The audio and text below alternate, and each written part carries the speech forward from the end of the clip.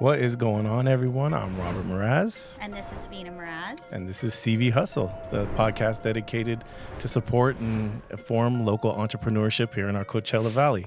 And the goal on this show, guys, is really to bring you the titans of industry here in the Coachella Valley. And today's guest really does fit that bill. He's not only the best lawyer this side of the windmills, he's also a law professor. He's one of the best at doing it here in the Valley. Today's guest, Mr. Amir Afshar. Thank you for coming on in. Hey, good to see you. You can do my introduction anytime.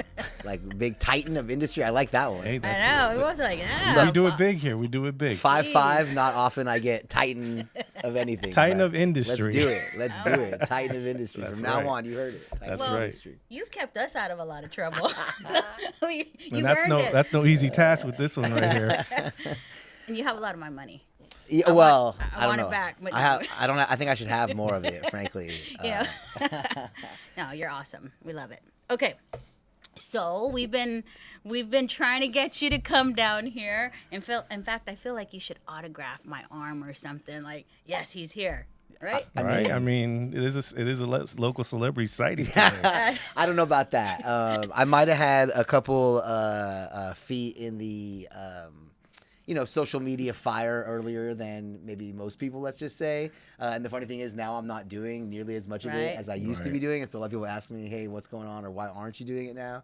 But for me, the social media stuff was a necessity, right? Like a lot of people today, they're getting into it. I don't know. It's accessible to everybody now, right? Like you and I talked before we even got on this thing about like the cost of setting up the studio and kind of the expenses associated with it. Oh, yeah. So when I was, doing Unbillable, my vlog or whatever, and the videos are still posted on YouTube. You can check it out. But Shameless plug. But hold on. But the funny thing about the shameless plug is there's nothing posted. I love it. I don't think I have a new video in over 4 years now. So there's really nothing for me to plug. It's just sort of sitting out there in the, YouTube sphere, whatever you want to call that, right? The world. But for me, there wasn't a way for me to create advertising in a cost-effective manner when I had a brand new law firm. So I had a brand new law firm, and you have some big spending attorneys that frankly aren't even in the space that I am. Like I do business and real estate, and most of the advertisers you see, like call them on the sevens, our buddy Walter Clark. He does personal injury. He's not even doing the same type of work I do. Oh my gosh. So, but most people just know that name, know that phone number, and so he has like an enormous net, right? So how do you kind of get some position in the marketplace for yourself when you have a budget of roughly zero? Well, and stand out from the rest, right? Yeah, well, stand out from the rest is Zero. part of it, but a big, huge piece of it is what does it cost you to post on Instagram? What does it cost you to post on social media?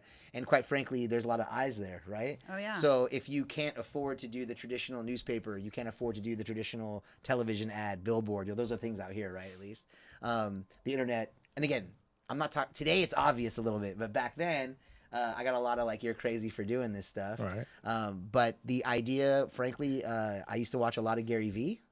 I love Gary Vee. And Gary Vee, especially back then, used to tell you like right into the camera, don't listen to what I'm saying, watch what I'm doing.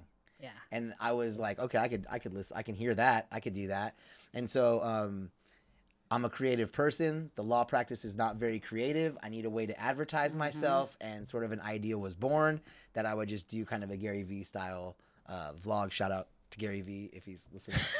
Whoever sees this. So you want to know what I got from that conversation? Yeah. Amir is the Bitcoin of crypto. Wow. No, I'd rather be. OG. I'd rather be like a. You know what? I don't think anybody knows yet if Bitcoin is. I mean, Dude, how you know money? Listen, One cost? I don't even own one coin. I own no crypto of any sort. That doesn't mean you shouldn't. I'm not saying other people, but I'm conservative by nature. Like I might own like stock in this bad boy because I know what they sell. I know how they make their money. If I don't understand it, then I won't. I don't usually put my money in it. Generally speaking. All right. Not to say I have friends that have made a lot of money on the Bitcoin stuff. I actually remember a good friend of mine, I'm not going to say his name, but told me to buy a Bitcoin when it was like $1,000 a coin. He straight up told me like, hey, Amir, you're like a lot more successful than I am. You got a little bit of money. If you could just put a couple grand into this, I promise you it'll be something big one day. And I mean, real talk, I told him like, hey, I don't think I'm interested in that. And then in my own mind, I thought to myself, the reason I got money to do stuff like this and maybe I don't you do don't is stupid because shit I don't like do that. stupid stuff like that. And I don't even know. I know he has some Bitcoin, the guy I'm talking about, whose name will remain nameless for this conversation, but I don't know how many he has. And God bless the guy. He was right. I was wrong. That's the way it goes. I had the same conversation a couple of years ago and shooting myself in the foot, for that one, man. That was should have took the leap, man, because you'd be up 100-fold right now. Listen, of course, and then just like I always use Vegas as an example. If you go to Vegas and you win, you tell that story 1,000 times. You go to Vegas and you lose, you basically don't tell anybody. You're like, oh, I had fun, it was cool. Yeah, So true. this is the same thing. Saw a couple Anybody shows. who made a ton of money off of Bitcoin is going to talk about it 100 times. Anybody who didn't make any money off of it or who bought something like that Hawk Tua girl's coin and lost all their money, Oh my they're not going God. to talk about it very much all of a sudden. So, Yeah. you got to be careful when you listen to that kind of stuff. People tend to cheerlead a little bit. I mean, that's in all walks of life, right? But in the Bitcoin area, kind of in particular. But me personally, I don't understand it, so I kind of stay away from it. Yeah, that was always my contention. It's like, what is it? What is this? What am I buying? But I've since been informed, but I still haven't pulled the trigger. I have either, people yelling at me all the time that I'm an idiot, and they're probably right. I mean, it's just the boom and bust nature of the thing kind of scares me. Look, you can't win all of the things all of the time, and I've just accepted that it looks risky to me, and I might not get into it. Yeah. So Make that's money just the my old-fashioned way in dollars, viewpoint. I guess so. Still putting your money under the mattress? Yeah. Okay, I have a question. Not under the mattress. Let's though. move along. I want to know, because when we first met you, no, it's nothing bad, but you kind of, we were like, how did you get started in this? Because I think you should be a stand-up comedian. So I want to know, how did this come to be? Because you're a SC guy, right? Go Trojans. That's right. Yeah, fight on. So how did this all happen? I want to know. So this all is Where'd that you go to high school, and then you went to college? Okay. And did you always want to be a lawyer? So- did you love? You loved reading. Remember that I story? love reading, right? No, so all right. I to some extent I have parents who are very serious about education, right? My mom and dad are immigrants to the United States in the 70s before I was born. In the early 70s, they were here. My mom was kind of updating her education. She's a physician, and my father was just kind of working. I guess kind of like side jobs, basically, odds and end type jobs, and then kind of working at a restaurant in particular when they came to the United States. My father in Iran was an officer in the military, has his master's in agricultural engineering. Like I said, my mother's a physician, so both of my parents are educated, or highly educated, I should say. And so for them, I just always use the example of high school graduation was never thought of as a big deal. My parents made no comment whatsoever. It was treated like the equivalent of like a 5th grade graduation. Yeah. It was expected of you. No trophy It was for nothing you. to be celebrated. It was just standard. Everybody graduates high school to be expected. College, you graduate from a university. Now that's where we're going to have some kind of celebration because that's where you've done something. Then you're worthy. Then you're worthy. Yeah, Yeah. you're worthy of it, right? So education was always really big. I just actually last night was talking to a friend of mine. We're raising our own kids, so it's kind of crazy the things that you pick up and the things you try not to pick up from your own parents, if you will. But my parents were kind of A's only. You got A's or you got punished, basically. And so, it doesn't mean I always got A's. It means sometimes I got punished. But the moral of the story is the standards were extremely high, and they were kept that way. Sort of famously at my law school graduation, I thank my mom for always keeping her high heel shoe in my back because my mom is a pusher and oppressor, and she's probably right now saying I'm not doing this right, or, if she's watching this kind of thing. That's just who she is. I love her for it, and wouldn't have it any other way. But so education, to kind of go back to that, was just a fundamental. You're going to do this no matter what. But wanting to be a lawyer, were you wanting to I be? I didn't want to be a doctor. Okay, you don't want to be a doctor. So you got to be a doctor was the mom and dad's call, right? You didn't have to be an OBGYN, but you had to be a doctor. So if you weren't a doctor or a lawyer, what else would have been acceptable or nothing else? No, I don't think there's anything. I mean, I don't think lawyer necessarily is even sometimes acceptable, right? My parents wanted me to be a doctor. They wanted my sister to be a doctor. They want you to be a doctor. They want both of you to be a doctor. Tell them you were saved my life. No, I mean. So you are a doctor. No, I appreciate that. And I tell my mom all the time I have a doctorate degree. It's just in jurisprudence. It's not the same. But that's just the truth of it. I think my father, God rest his soul, was a little more open to other things, right? Sure. But mom, it's doctor, doctors first. And, you know, I get it. I got respect for it. But yeah, it's just, I didn't want to deal with blood. I didn't want to deal with any of that stuff. I got my hardest classes, my worst grades were science. It was kind of a sign that maybe medicine wasn't it for me. No. Of course, having a mother who's a physician, she had me volunteer like all the time in the hospital. I hated it all the time. I resisted it all the time. So it's kind of maybe just I knew that wasn't for me. I really wanted to be a sports agent. I had an opportunity, you know, kind of early on to meet some higher up sports agents, go to a couple things where they spoke at. And I was informed that basically like 4 sports agents eat steak and the other 400 eat like McDonald's in an airport somewhere. And I didn't like the way that sounded. And so like, that just didn't fit for me. Like I didn't want to live my life on the road, or like, I hate to travel kind of generally speaking. So it just didn't fit me. I think that might've been a little bit of the Jerry Maguire movie. Sure. And the fact that I love sports in general, but I'm not tall enough to be a basketball player, big enough to be a football player, fast enough to be anything. Yeah, So, but you know, got the personality to get a deal. yeah, struck, so exactly, right? that's kind of what I was thinking. I got the brain side of it. Sure. I had the privilege of actually taking classes at USC with Carson Palmer. Before I went to USC, I actually went to University of Arizona and dropped out because I didn't like it. While I was there, I had class with a guy named Mike Bibby. If you know basketball, you might know that name. Yeah. And so I got kind of a front row seat to some of the, you know, what the next level of sports would look like, if you will, because Carson Palmer, his senior year, was, you know, Heisman Trophy winner, you know, leading like the First top ranked draft program. pick, #1 draft And pick. yeah, Mike Bibby, his freshman year, took U of A to the national championship. So both those guys had agents and, you know, those types of characters knocking and stuff around. Yeah, and so I got a very good, you know, view, if you will, of kind of those, you know, not that I got to be in any of those meetings. Don't get me wrong. No, but I mean, you could heard see- about it. And you could see the like moons circling around the planets that these guys were, right? Oh, yeah. And you already knew that they were gonna make it in the next level early in the college, right? They just stood out. They had that, right? Palmer maybe a little less than Bibby, but you know, Palmer had all the tools and all the kind of physical characteristics. So when he put it all together, I don't think that many people were really like surprised by it, right? No. So The golden boy. So when you went to USC, that's where you met your wife? That is where I met the missus. Yes, I met the missus at USC. That's true. I did everything I could to not make that happen.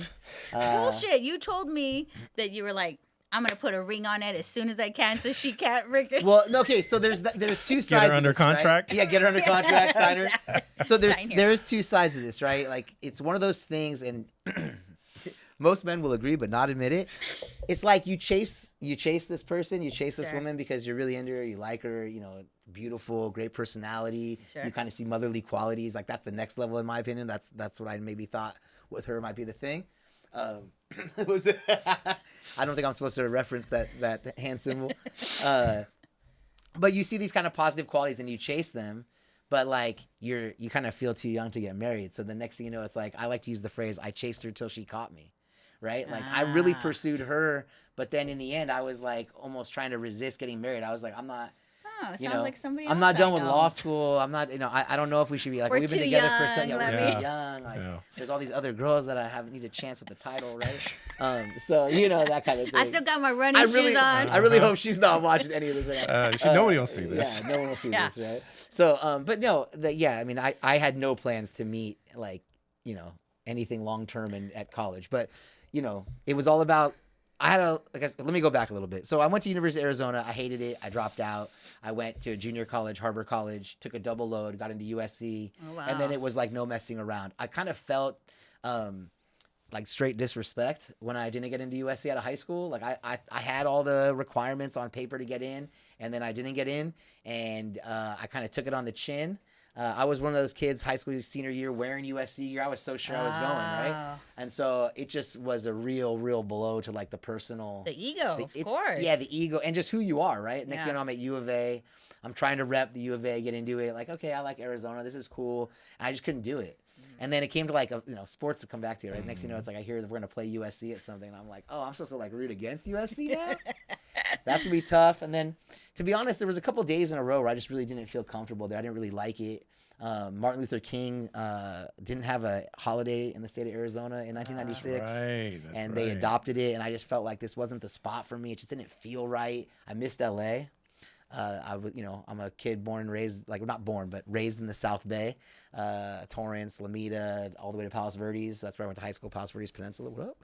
And so I really wanted to, let's just take life by the horns. And so I dropped out of U of A, like against my parents' wishes, straight up. Wow. My parents thought I ruined my life, and went to junior college and took it really seriously.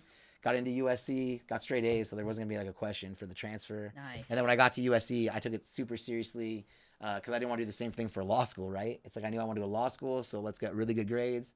I applied to 8 law schools. I didn't apply to all the best ones like Stanford or whatever, but the 8 I applied to, I got into all 8. I chose where I wanted to go to law school. And then, from there, it's just, that was the turning point for me, right? It's like,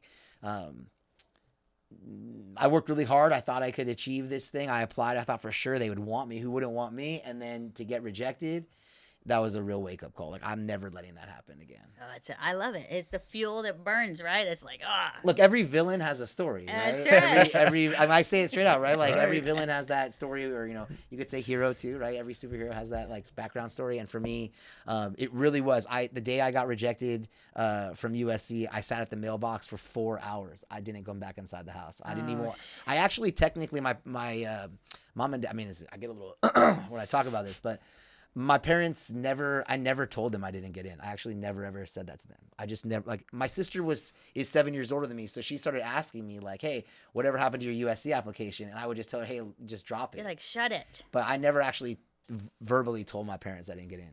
To this day? Well, no, they know. Well, You're all surprised. But no, I don't think I ever did actually. they tell them the like, I story know that you were hiding that for a couple Yeah, years? no, they know now. Yeah, Oh, I wow. gave the keynote address for One Future Coachella Valley a few years ago. Okay. And they wanted me to talk, just to give a story about success to like a bunch of college students that had scholarships. And I decided to tell my story about how, I had all these great grades. I went to University of Arizona, a school most people are super proud to go to, and I was not proud to be there. And I had parents telling me, just keep going to class. It's fine. It doesn't matter. Just get your degree. That's what matters. And, if you don't respect the diploma, if you don't respect the name at the top of it, yeah. like, that's what's not- it that's worth, gonna be right? hard. And so that, for me, that wasn't going to work. That wasn't going to work. And then it happened to be at the time, Arizona and USC being in the same sports league, being in the Pac-10 or Pac-12 eventually, right? Whatever it was. That wasn't going to fly. I was going to have a hard time rooting against the Trojans. Right? You're like, no way, man. I've been growing up with this. So Funny thing is, when I applied to USC with my junior college grades, I got a bunch of like scholarship applications to like better, higher ranked schools. But by then it was like, nah. Like, I want to go to USC. So it was just straight USC. We're USC fans. Why? Well, my dad's an alum. My brother's an alum. So Yeah, it's in our blood. Yeah, right? I'm a gaucho, but still, we don't got a football team, so we always root for USC. Yeah, no, that's two of my best friends went to UCLA, so like, my love for USC is strong, but yeah, I'm not ridiculous. Like, I want my kids to go to a good school. If that happens to be like Stanford, so be it, right? Yeah. I don't have a problem with it. But if they think they're gonna get me in some like, whatever other school gear, Not happening. You're not wearing the Stanford tree, huh? No Unless way. it's a Firebird shirt. no. Well, the Firebirds, they don't yeah. play. That's Yeah, different. yeah. They're not playing against USC, That's and that's just that's the local gig. You got to Okay. represent the town. Right? Speaking Exactly. of local, how did you come to the desert? I chased that lady. So because her family's here. She's a Palm Desert High School grad. No shit. And coincidentally, at the time, my dad had a kidney transplant, and my parents came out here like snowbirds from LA, Of course. to recover. Yeah. My parents had a getaway place out here, a small spot that they kind of slowly then got a bigger spot and a bigger spot because they were spending more time here. Yeah. And then after my dad had his kidney transplant, he had his recovery here. He lived quite a bit, like 10 more years after it and everything. Oh, wow. But then, they lived here full time after that. So you guys But it got was married. it was chasing her. It was definitely. It was a chasing good her. excuse for you. I wanted to live. I wanted to live in move to the- Redondo Beach. I wanted to live by the water. Oh, yeah, doesn't? man, right? Until you see the prices it costs You're to like, live there, you're like, geez. I was like, I'm gonna be a lawyer. I'm gonna have a beachfront, whatever. I had this big in my mind, a big plan, but right. none of it happened. So when you chased your girl down here, were you at that point still thinking, I'm gonna go work for somebody with this law degree? Am I gonna open up? How'd you kind of come to the decision? I'm just gonna do this myself and Well, I bet had on myself. I had pretty good opportunities in LA because of connections my mom had, quite frankly. So I left some kind of good opportunities behind to come out here. So at that point, yeah, it was just a matter of waiting to get my bar results, and then I figured I'd work for someone. I always knew I wanted to do my own thing. I always knew I wanted to have my own office, and that's because my mom had her own medical office. So I just thought that was attractive to me to like be your own boss. Right. And so the summer internships while I was in law school, I worked for a law practice that was 1, 2, 3 guys, like a small office.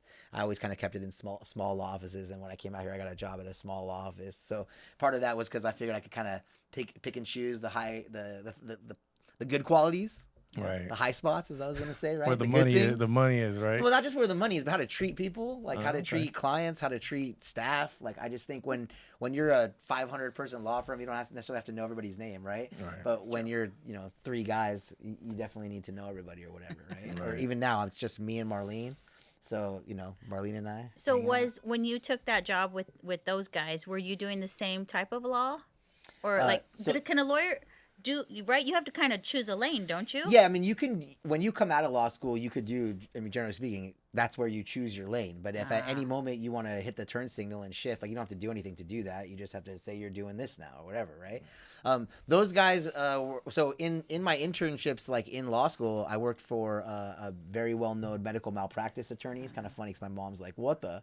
How right? dare you? Yeah, being a physician. You she's traitor. Like, right? Someone who sues doctors? Like, my God. Sacrilegious. Yeah, You're right? really... What did we do, right?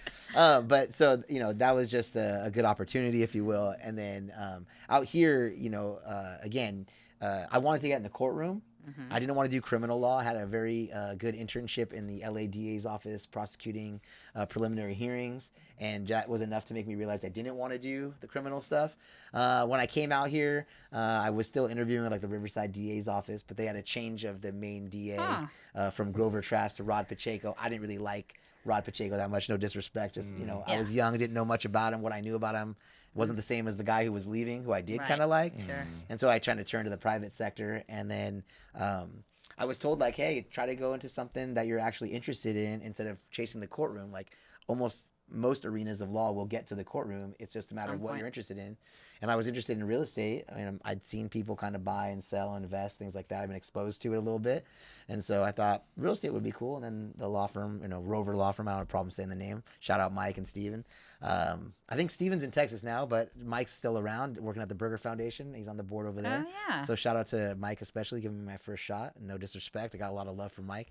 But he's not practicing law, so I don't have to worry about it anymore. That's right. makes it easier to kind of shout him out. That's right. That's makes right. It easier to shout him out. You're not a competition anymore. Look, Mike's a real good guy. His family's heavily involved with like developing Xavier out here at the high school. His wife Dodie's like a freaking all motor, all gas, no brakes kind of person, and that's like her brainchild or little baby bird, if you will. Although it's kind of like a full blown bird at this point, not really a baby anymore. It's a hawk. Yeah, so they're doing great. I mean, they're outstanding people, wonderful family.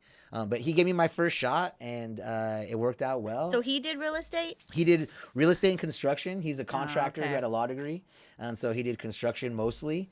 I like the real estate side of it a little bit more than the construction, so I kind of was always pushing a little bit more towards like agents, brokers, investors, those kinds of things.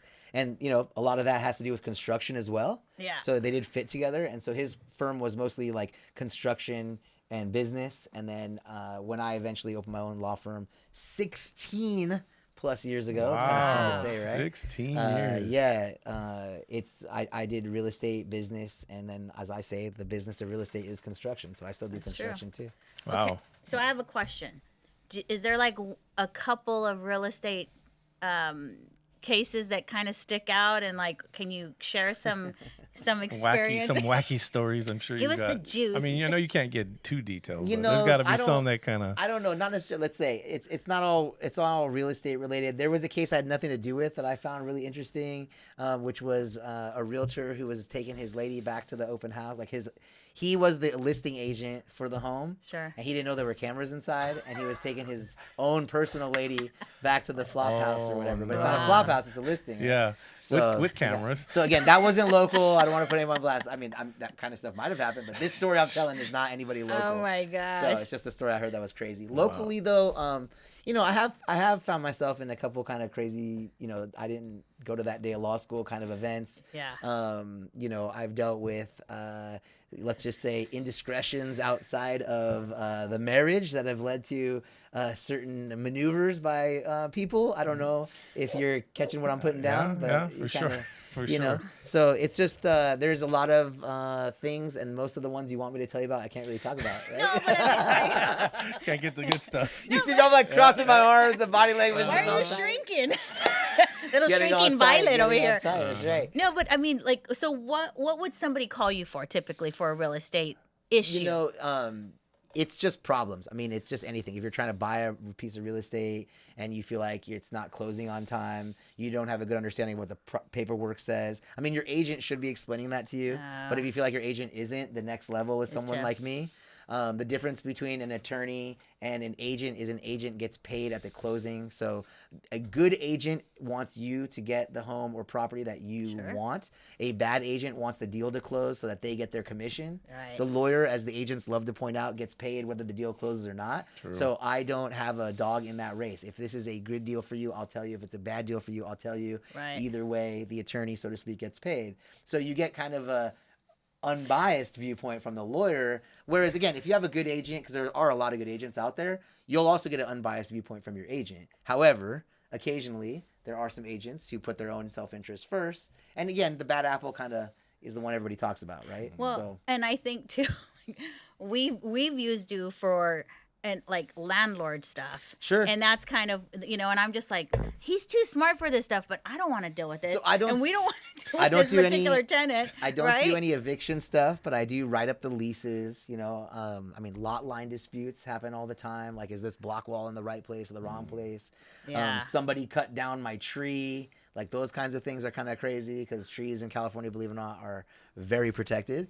And so there's just a number of Just a things. slew of things. When I bought this house, they told me everything was great. Turns out the shower pan leaks. frickin' mold. Yeah, there's mold, God Yeah. forbid, those kinds of things. That's right? like when we bought this building. Do you want to tell me about that? Well, I mean, No, he doesn't. Yeah, I think he already knows, right? Didn't Let's we- just didn't put it like we- this: we like ran through this place like 10 minutes because there was tenants, and the guy didn't want everybody to know he was selling. Okay. We also couldn't smell the stench. Yeah, they had the doors and the windows open, and we're like, oh, it's fine. And then, Yeah, it's a great summer and day. then you come back when you get the keys, you're like, uh-oh, what died in the walls, you Oh know? my God. Yeah. So those are, I get those calls. I get those calls for sure. It was horrible. You know, you also get stuff where like, you know, people, they get comfortable with one another. They've done let's say they did a transaction and they wrote up a big long contract for the transaction. Everything went smooth. They did a second deal. They used a big contract. Everything went smooth. Now it's the third deal. In order to make it happen, they had to act fast, right? Like this deal was going to go away unless we like get this done now. And so there's no paperwork. So now all of a sudden there's no paperwork and now something changes. Someone has something happens in one person's life and they want to move out of town or they don't want to do this project anymore or now they need that money for something else. Any number of variables come up and now they go, oh, wait, we don't even have a contract about this. And then that's a common phone call I get, right? God. Like after the deal has already been made and after I've already given someone my money or after they've already built the whatever, now they have questions about how they're going to get paid, how they're going to get their money back, etc. Right? And then like construction. Oh my God. I mean, I'm kind of in that industry, so I can totally like see a million different ways how people can get in trouble there. Yeah, right? construction, of course. I built this thing in the wrong spot. I built it the wrong way. He doesn't want to pay me for it. It's the wrong color. Or what about the contractor doesn't finish the job? And contractor's I've not got even gave licensed. gave a ton of money. Contractor's not even licensed. I gave him a check. I never heard So from him what do again. you say? Sorry, right? Sorry. Well, I you always say shouldn't sorry. have- I mean, Well, that's, I mean, right? That's kind of your fault, right? I mean, there's nothing you can really do, or can you? No. I mean, there's always. I mean, I don't want to say there's always something you can do, but there's always something you can do. I mean, if someone takes your money and doesn't perform, if you have a contract, break their legs. well, that is Just one kidding. option. As I mentioned earlier, though, I'm 5'5", so not really the option I choose, and not really the option I hope other people choose because I like my legs. That's right? true. I like my legs. No, but obviously, there's always something you can do to the extent you can, negotiate with the person, try to get some of the money back. A lot of times the other side has a version of events. It's very rare that one side is like 100% right. It's far more. I mean, with you guys, obviously, Of you're course. always. I was gonna say, wait a minute, that's not what you said. I could see the Right. vision was turning to stone. No, but so a lot of times, at least the other side can pretend they have their own point of view Right. sometimes, right? So you just try to kind of, depending on what it is, sometimes it's negotiable, sometimes it's not. So that's what the court system's for. Right. He's talked us off the ledge a couple times. Caught you off the ledge. Oh, God. God. You're Yeah, I the mean, one look. that needs to talk. Hey. A good lawyer will tell you that the court system is expensive and slow.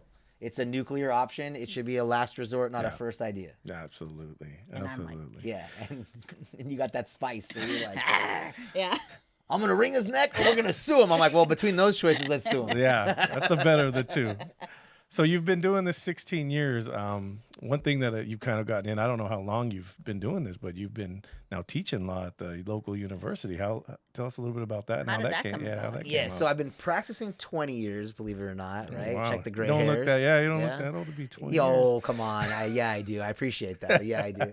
Yeah, so 20 years practicing law, believe it or not. And then 16 is how long I've been on my own with my own Afsar logger, my own law office. And then the teaching gig. The teaching gig, the local school had a gentleman who taught a like law and business, kind of like this is an undergrad class, by the way. It's Is not this a the law one school down in class. Indio? No, this is an undergrad at Cal State San Bernardino Palm Desert campus. okay, off okay, of got Cook it. Street. So I started teaching like a management class, which was, in my mind, it was like the intersection of the real basic intersection of law and business, right? Understanding what you need to form a contract, why it should be in writing or shouldn't be in writing, just kind of the real basics of, business and law. Do you want to form a corporation? What's the difference between a corporation and LLC? Like those kinds of things, right? Again, just real undergrad class, so very kind of surface level stuff, right? right. The students will tell you it was in depth and very hard, but from a legal standpoint, it was surface level, right? Yeah. Like law school, obviously, totally different. I did that for about 4 years. Then COVID came. I did not want to teach online at all.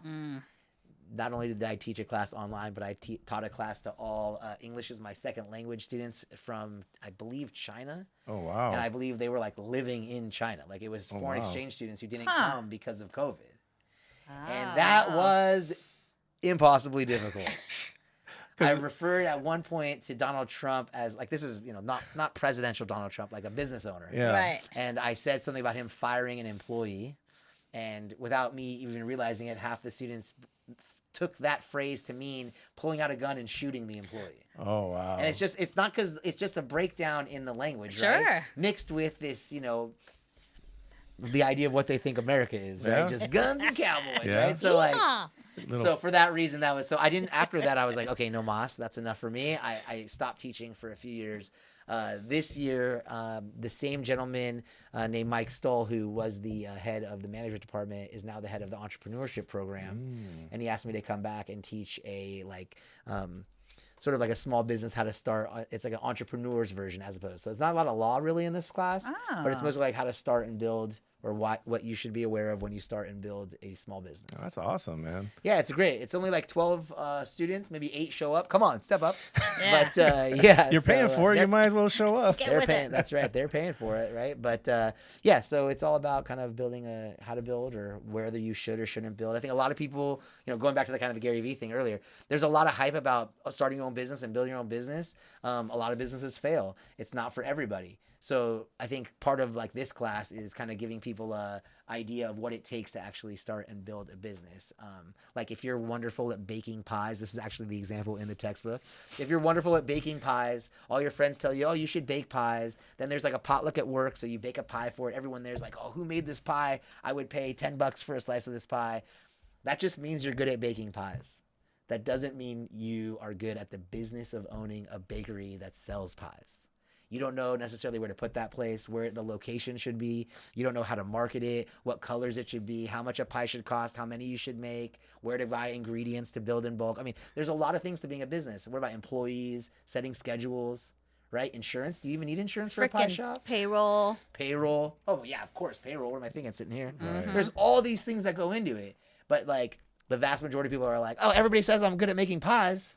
Just So make I'm gonna pies. just I'll be a millionaire. Exactly. So that's kind of the idea, right? Is it's not just, and that's the idea of the class, right? It's just because you're really good at doing makeup doesn't mean you should be like in the makeup artist business. It might be more to it than just this practice of doing the makeup, right? Yeah. Same with like, the legal profession. There's a lot of great lawyers who don't have their own law firms. They're really good at being the lawyer. They don't want to manage the employees. They don't want to decide if we're taking Monday off or Wednesday off for Abraham Lincoln's birthday, right? Things like that, right? And so they don't want to deal with it.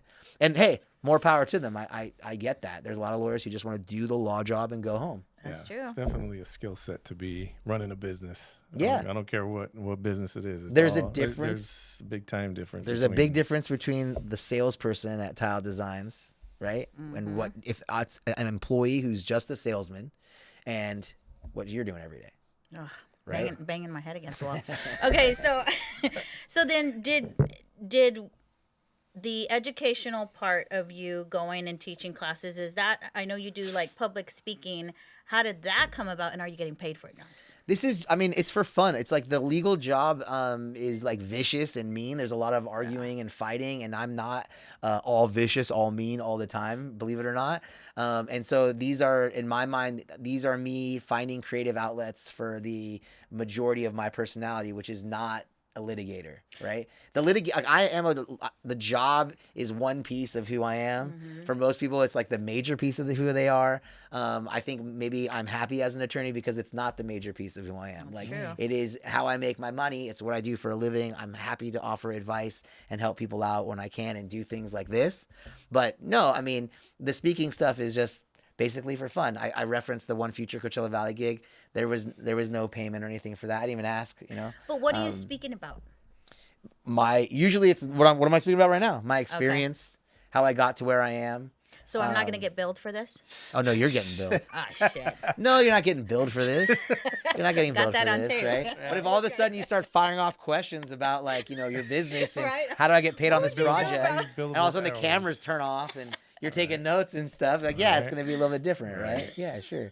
But no, I mean, so no, I mean, I do talk, I do some of the events for the, I'm going to forget this, the women's entrepreneur program, the iHub. I know I'm messing it up. Yeah. But and they offer me a stipend or whatever. I just donate it back. Nice. You know, right? It's just, I don't know. I don't really do it for money. Now, if there was a bigger gig, there have been some kind of bigger events that have come talking. Yeah, then I like, you know, of course, I put a little price tag on it. But no one's really paid me any big money to do it. Or when they have, I've just decided to donate it back so far. Be like, just feed me lunch. Well, what about the auctioneering? I hear that might be the next Oh, career path for you. What the hell? All right. So, hold on. Auctioneering. You got to slow down.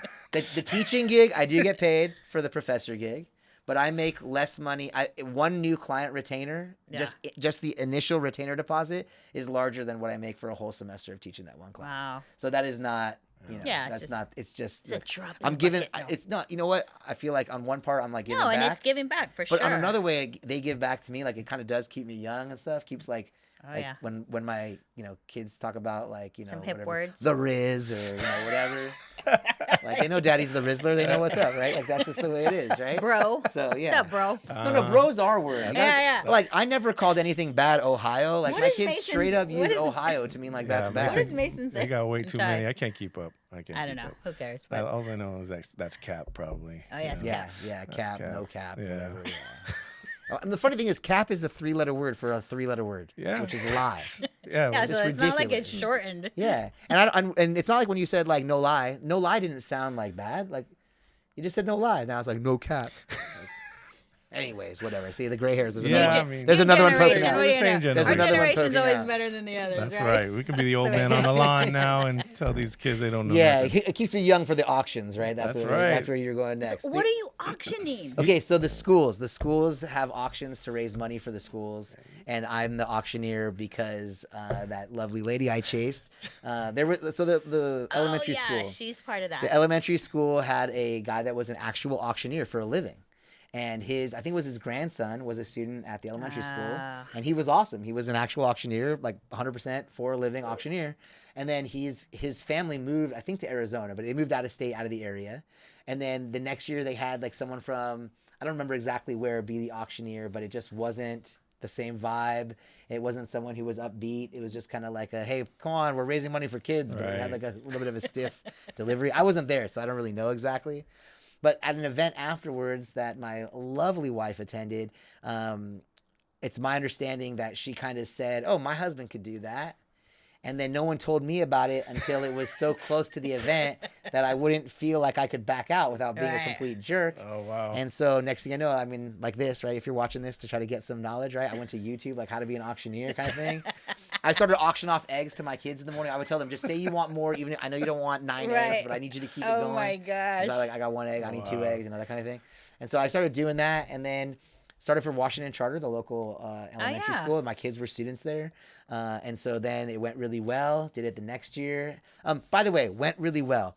The Washington Charter Mom Gang, the mom squad that puts this event on, they have it dialed in. It's important to point out, like, I just get to show up and do the fun stuff. Do the microphone, MC. Like, the event is beautiful. The locations are always nice. The themes are great. Like, shout out to Washington Charter moms. Like, they have it dialed in. Nice. And then I get to run and put on a show and a great event, and then people bid more because they're feeling good, right? So, and Do it you kind of do all you give them reflects alcohol? positively. That's the best. That's what you need to do. They give them alcohol. I do not give them That's how you raise alcohol. money right there. You know, yeah. Yeah. There is a bar in the room. Yes, absolutely. That helps. But so yeah, that went well. Next thing you know, I was doing the middle school. Then I think I've done the high school a couple years, and then I did a district auction. Yeah. And then I think someone was like, "Hey, are there any even elementary, middle, high school, the district?" I'm like, yeah. So it's maybe a So second career, huh? I did dial that back a little bit. No second career. No second career? No, You're no, pretty no. good, man. I saw it on No, it's fun. It's on fun to Instagram, raise. you know? Yeah, it's fun to raise money for the schools. It's fun to do it for the kids. It's easy to guilt people like, we're doing it for the kids, you know. And then, you know, also, because I want to plug some of the more important parts than just me standing there getting bids. There's a lot of people in the community that go out of their way to get auction items. And that's also a big, huge piece of it. And like, again, I get to stand up there. Sometimes I get to stand up there with autographed shoes from Carlos Alcaraz, the number 1 tennis player, now 3, I think, in the world, that he wore at the BNP just 2 days before. With a photo of him autographing them. Like, my God. And it's like, I mean, this is 2 days. They're like, the shoes still smell bad. Like, they're right off the court, right?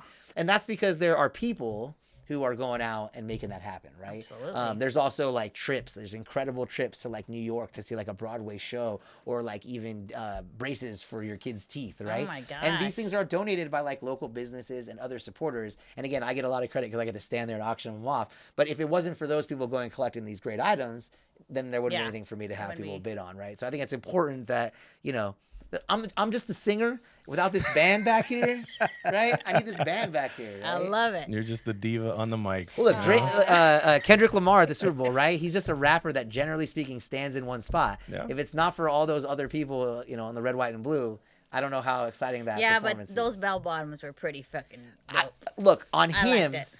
I get it on him. I don't see it on like anybody who's How about normal. Bobby? No, I do not. no. I'm sorry. No, I'm not. Unless he's gonna start singing some like Bobby Valentino style. No, we ain't right? going back there. You know, We ain't yeah, going I don't know. back there. I think like there's some things that are good on celebs that Sure. the rest of us will look silly in, and I think that's that category. Okay. How about the Grand National though? What the hell? That car. That car. Was Oh. Let's get that hello. car. That You car. keep the jeans, I'll take the car. That I car. don't know. I still That kind of car's want. I sweet. still kind of want a Mustang or an old Camaro. Okay. Or a fastback. Nothing wrong with either of those. Yeah. Okay. Speaking of cars, Uh-oh. tell us, how did you get into fast cars? How did I get into fast cars? Uh-oh. Chasing the girl. Yeah, you know what's mean, funny? that's I don't. part of it, I'm sure. I really don't have the answer to that question. When I was a little kid, I was like Hot Wheels in both hands and like white knuckle, like gripping tightly Hot Wheels. I had a lot of Hot Wheels. I had like the little car wash thing, a little place to race them. I was always really into Hot Wheels. Yeah. I never got into like NASCAR or car racing, F1. I've never really been any of that stuff. I just always liked street cars. Grew up in LA by the beach. You go down there like on the weekends and you'd see like all kinds of, you know, what I like to call like a modern, like a current car that's lowered or on rims. And then right next to it, you might see like something older, like one of the Mustangs you're talking about, yeah, I love or like, those. you know, Impalas, anything like that. So, you know, LA car culture is kind of part of everything, right? And so I don't have the answer. I kind of think I've always been into the cars. It's in your blood. I don't know. It's in my blood. My parents were into cars, so I think maybe that's part of it. I mean, my parents kind of drove, you know, once they got it rolling, if you will, they both had Mercedes, and you know. I just think short people like to go fast. So I mean, I can't. I just give me that wheel. I drive the speed limit. I Well. just like to go fast from 0 to the speed limit. Let's just say. Bob, you should see Bobby now in his Tesla. Hey. Jesus Dude, those Christ. Teslas are crazy Teslas though, are because it's fast. like, yeah, it's all all- torque all the time or whatever, right? Like Oh an my God. you're like Every an time I'm like, airplane. oh yeah. my God. Do you have like the Plaid or whatever with the, you know, the crazy fast That's ones? the why. It's just Okay. it's a performance, but it Yeah, gets the okay. job done, man. Oh, no, those are It fast. gets the Those job are done. fast. I literally feel sick, like I'm gonna throw up. Yeah, you got to get used to and it. then You and then gotta I'm get like used to it. constantly I'm like, ugh, I don't know that I like that car. A buddy of but- mine's super into the whole Tesla thing, and yeah, so yeah, he's always showing off all the cool things. My mom has a S, the big sedan. Yeah. Oh, yeah. And she likes it a lot. Yeah. But I think she likes it mostly because she doesn't have to go to the gas station. Oh, that's what Absolutely. You have a charger at home? Yeah. Oh, I yeah. think that's the key. That's the If you have key. a charger at home, you're all golden. I easy. think if you have to go charge it outside. Well, it then might you're be a little freaking tougher. out. Like, oh, I'm gonna, like, You gotta check your levels. You gotta check your But you charging can do so levels. much of it from your phone though now. Yeah. Like I mean that's also one of the things I like about Right. it. You know, you can just you can stay on top of it. Yeah. Okay, here's a fun fact about Teslas, and I don't know, maybe this is stupid. Did you know the red ones cost less money? I did not know that. I know my mom's is red, but I didn't know it cost less money. They're less money than all What the others. I like about them is that you can change the sound effect when you like lock the doors. Yeah. And so like my buddies makes the like whoop whoop from like the 90s. I think that's so cool.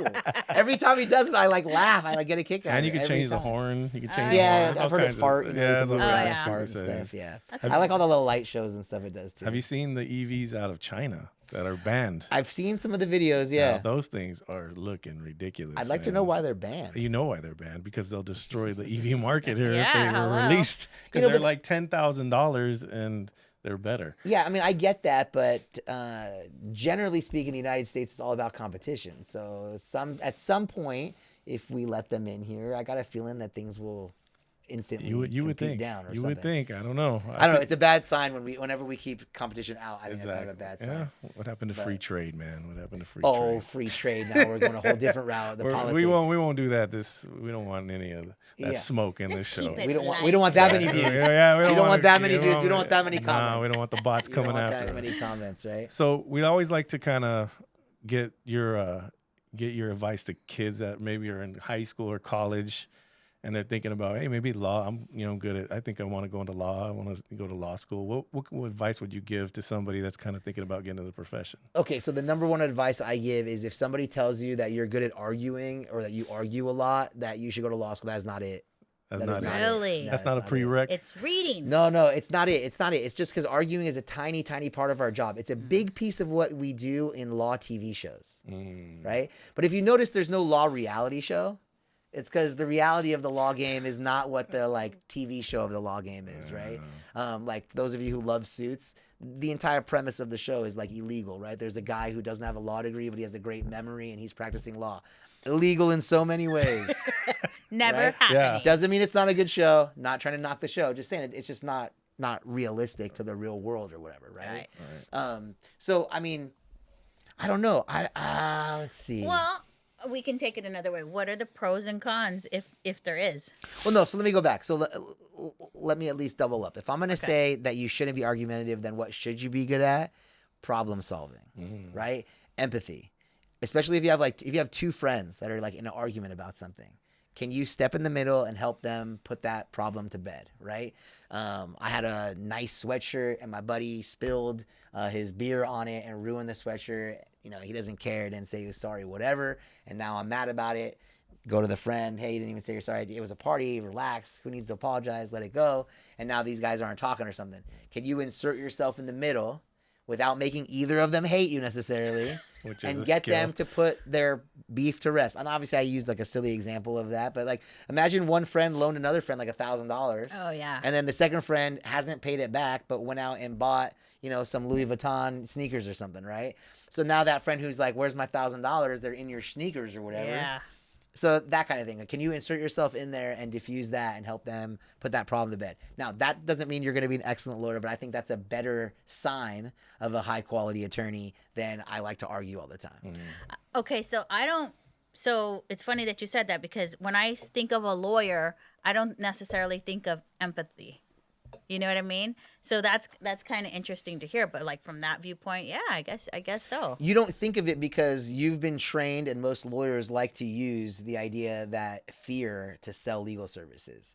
Like, I'll fight for you, or what are you going to do when the government comes for you and you're not ready? What are you going to do when such and such happens and you're not ready? Like when you could die at any moment and your kids are going to pay all those taxes. You need to get a will. You need to get a trust done. Like all those kinds of things, right? The number one way to sell legal services is to scare you into thinking you need them, Fear, like right? anything else. And so that's why you automatically think of lawyer as someone who's like fighting on your behalf or aggressive or like bulldog phrasing, right? But I think again, that's just stereotypes. Or it could be that we just finished watching the OJ thing. right? Damn. That's a different ballgame Those too. guys Criminal were- law is completely different, Wow, right? those I mean, guys Criminal were- law is very different. that's Absolutely. a different, especially I a mean- high-profile case like that. You got the best in the world going Well, at it, right? I mean, I'll tell you right now, that part doesn't matter. I don't know if the guys or gals I'm going against are the best or worst in the world. I know that I'm always trying to put my best foot forward, right? So I imagine the attorneys for O.J. Simpson, I mean, they know it's on TV and stuff, so of course they're trying their extra hardest, but I imagine there's no such thing as extra hardest. Like, these guys don't have other cases that they're okay with losing. Yeah. Like, there's not a case in my file, even the ones that are worth less money, let's say, so to speak, Yeah. that I'm like okay with rolling over and losing on. Right? So a lawyer has to be competitive.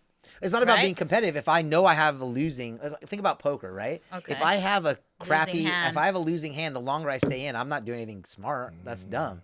So it's about being able to assess what your position is relative to someone else's position.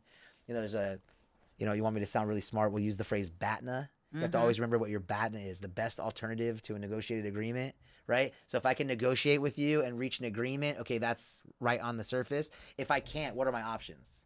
If those options are good, right? Like, this gas price is too expensive, right? Can I negotiate with a, Unical 76 station? I cannot. So what's my best alternative? I can go to the gas station down the street. I can go to the Arco or the whatever that's a little less expensive.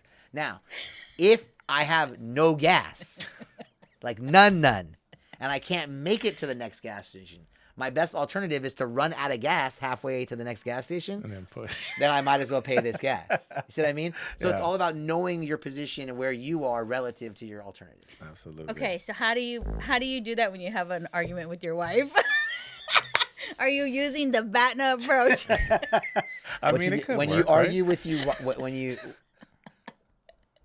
Come on, that was need, funny. I need to know if she's watching this or not to answer Oh, the No, way nobody's, that I nobody's want. gonna watch Christ. this. Nobody's gonna watch. Look, No when, trade secrets here. when you're arguing with an idiot, right? No, I'm just kidding. Look, when you're arguing with your wife, you're not getting paid, right? So you just surrender. Yeah. Unless, like, I try to tell everybody, Okay. you know what happens is you live with the person and you start to mix up opinion, like I have an opinion, Sure. as opposed to I actually care about this. Mm-hmm. And I've learned at a very early, probably in the wedding planning stage, that there's a lot of things I have an opinion on, like what colors and where and what time. But there's only a couple things I care about, like what flavor's the cake. Mm-hmm. Right? So for me, did I go to the cake tasting? You bet I did. I spoke up. I don't want any fruit in my cake. I had a white cake with chocolate ribbon. I wanted my cake to taste good. I didn't care that it wasn't traditional wedding cake. There you go. I'm not a traditional guy, so to speak. It's fine, right? But I don't remember exactly what color my tie was. It was like Yeah. a soft peach. I'm sure I'm getting this wrong. Yeah. It was like a very, very light pink with a little bit of gold coloring to it. I don't know. I didn't pick it. Right. I didn't care. So I try to use that in all my arguments. And so if it's something I care about, I argue for it. And if there's something I don't care about, I just try to go. Let it go. Path of least resistance. Yeah. Well, that's almost about our time, man. We No, hold appreciate on. you There's no coming such in. thing as about our time here. Well, What about those after the show clips? Yeah, right. But we want our audience to be able to kind of reach out to you if they've got questions for you, and kind of be able to maybe if they need some law services. Where would they do that? Where would they find you? Let's see. You can find me on all the social medias, of course, like Instagram. That's probably the most popular one to find me on, Afsar Law Group. Okay. You can just hit me up at Afsar Law Group. AfsarLaw.com is the website. There you can find the phone number and the email address and all that stuff. And if you mention you saw me on this episode, I will double the fees. No, I'm kidding. I'll waive them. No fees. You get Wow. 50 You bucks know, off. here's what I'll do. I'm gonna take whatever. If you come in to talk to me or you have a consultation with me, I'll bill you and then I'll waive the fee. And then I'll waive it. And then I'll waive it. Okay. And this is the tip you take from that to all the viewers, Write it right? off. Listen to all the viewers. Not just write it off. Hold on, hear me out. See. A lot of times business owners, they just don't bill people. And then they're like, see, I hooked them up. I gave it to them for free. Don't do that. Instead, put a bill together and cross out the number at the bottom and put 0 so the person sees the value that they're getting for free. Smart. Right? So if I just tell you, call me and it's going to be no charge, you just assume that I do no charge for all my consultations. I don't. I charge my hourly rate, right? But now that I've said I'm going to do it for free, you're just going to come in, oh, at least it's free. Wow. No, I'm going to bill it to Fina and she's going to take care of it for you. That's the kind of person she is. That's but right. guess what? That number is going to be 0 that she's taking care of for you. I have empathy. Okay, so One last thing, and if I may, I'm sorry. You can go over the time. I Bobby's don't like, care. oh Let's my do God, this. this guy. No, but one of the things that you told me about, and I'm like, thank God, because this is stuff that I don't think about, is to keep my corporate binder up to date. She's all about That's that corporate always binder, stuck with man. me, and we All do. about it. We're gonna buy a car. You better All put that about bitch it. in the. All about in the it, book. man. Listen, if you take the time to form a corporation to protect your personal assets from your business assets, which is a smart thing to do, Damn right. and then you fail to treat it with the proper formalities. You don't treat it like a separate entity. You mix your money and its money. You mix your problems and its problems. You mix your bills and its bills. Right. You mix your money and its money. Then you lose those protections. But by doing what you just talked about, doing the annual update, which you're doing a tax return for anyway, so just again, same kind of thing. You're, basically reinforcing the wall that separates your personal assets from your business assets, which is hopefully never going to be tested. But should it ever be tested, you want it to be as strong as possible. Well, I remember you saying like that's the first thing they're gonna ask you for. It is. So that's always stuck with me, and It is. I It just want to absolutely thank you is. for that. It absolutely is. And if you don't know what we're talking about, feel free to call me and ask me. I'm happy to explain it further. No, real talk. I know that a lot of the point of your podcast is to kind of get the word out to people who maybe aren't exposed to this type of information all the time. Most people are very intimidated by lawyers. I try not to be that way. Right. And so if you have questions, if you're friends with these two, if you're just watching right now, reach out. Totally accessible. See, that's why we had him on. Titan of industry, like I said, this guy's the best. He's kept us out of a multitude of lawsuits. So Jesus. I don't know if I've done that much. looking at you, Fina, looking at you. So if you found some value today, you guys know the routine. Like, subscribe, and share, and we'll see you guys next time. Thank you.